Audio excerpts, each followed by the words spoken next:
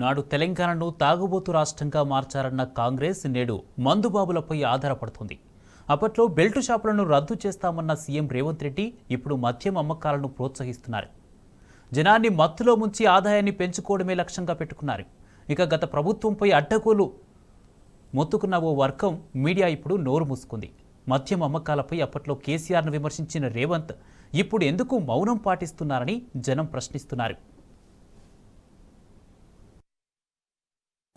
రాష్ట్ర ప్రభుత్వం మద్యం అమ్మకాలను ప్రోత్సహిస్తూ ఖజానా నింపుకుంటోంది. రాష్ట్రంలో బెల్ట్ షాపుల రద్దుపై రేవంత్ సర్కార్ 5 నెలలు గడుస్తున్నా నోరు మెదపడం లేదు. పైగా ఈ ఏడాది మద్యం అమ్మకాల ద్వారా గతంలో ఎన్నడూ లేని విధంగా 45,000 కోట్ల మేరకు ఆదాయం పొందాలని లక్ష్యంగా పెట్టుకుంది. ఈ మేరకు ఎక్సైజ్ శాఖతో జరిగిన సమీక్షలో ముఖ్యమంత్రి అధికారులను దిశానిర్దేశం చేసినట్లు సమాచారం. వాస్తవానికి తెలంగాణ ప్రత్యేక రాష్ట్రంగా ఏర్పడిన తర్వాత బీఆర్ఎస్ పాలనలో సంపద గణనీయంగా పెరిగింది. 10 ఏళ్లలో జరిగిన అభివృద్ధితో తలసరి ఆదాయం రెట్టింపైంది. కేసీఆర్ ప్రభుత్వం గుడుంబ తయారీ అమ్మకాలపై ఉక్కుపాదం మోపింది. ఫలితంగా కల్తీసార మరణాలు ఆగిపోయాయి.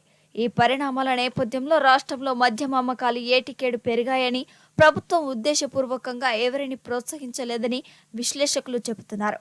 కానీ మీడియాలోని ఒక వర్గం ఈ పరిణామాలను కప్పిపుచ్చి మద్యం అమ్మకాలను భూతద్దంలో పెట్టి చూపించిందని, కాంగ్రెస్ ఇతర పార్టీల నేతలు ఇదే ప్రచారం చేస్తూ ప్రజల్లోకి తప్పుడు భావనను తీసుకెళ్లారని అన్నారు.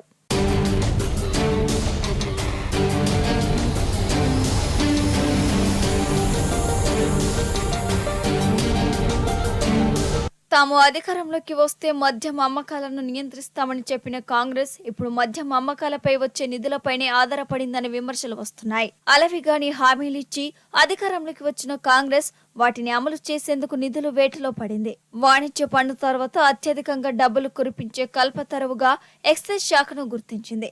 ఈ నేపథ్యంలోనే మద్యం అమ్మకాలను పెంచి ఆదాయం దండుకోవాలని ప్రణాళిక రచించినట్లు సమాచారం. లిక్కర్, బీరు, వ్యాట్, ఇతర లైసెన్సుల ఫీజుల నుంచి ఎక్సైజ్ శాఖకు ప్రతి నెల దాదాపు 3,000 కోట్ల ఆదాయం వస్తుంది. మద్యం, ఇతర వ్యాట్లు కలుపుకొని ఎక్సైజ్ శాఖకు 2022లో 32,000 కోట్లు, 2023లో 35,000 కోట్ల ఆదాయం వచ్చింది. కాంగ్రెస్ ప్రభుత్వం ఈ లక్ష్యాన్ని ఏకంగా 45,000 కోట్లకు పెంచినట్లు సమాచారం. ఈ ఏడాది ఏప్రిల్ నెలలోనే 902.28 కోట్ల రూపాయల బీళ్లు అమ్మారు. 2023 ఏప్రిల్లో అమ్మింది 784 కోట్లు మాత్రమే. నిరుడి కంటే ఈసారి 19% బీళ్ల అమ్మకాలు పెంచారు. అన్ని డిపోల్లో ఒక్క ఏప్రిల్ నెలకు 2.28 లక్షల కేసులు బీళ్లను నిల్వ ఉంచారు.